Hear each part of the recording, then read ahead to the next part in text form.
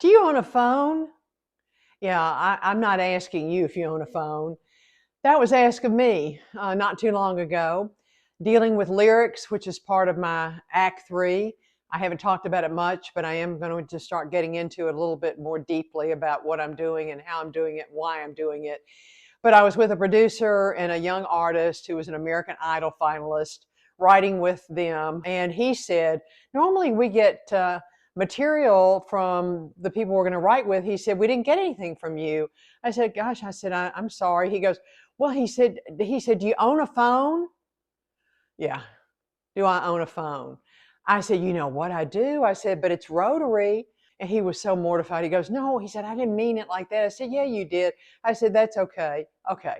Then we move on to the coffee shop where I'm meeting a songwriter from the UK. Okay. Go in there, sitting there, barista comes by. She is also a songwriter, a graduate of Belmont. And so she starts getting teary-eyed. And I said, are you okay? And she said, yes. She said, I'm fine. But she said, you're such an inspiration. I said, why? Because I'm 110 and I'm writing music. She said, oh, no, I don't mean that. I said, yeah, you do.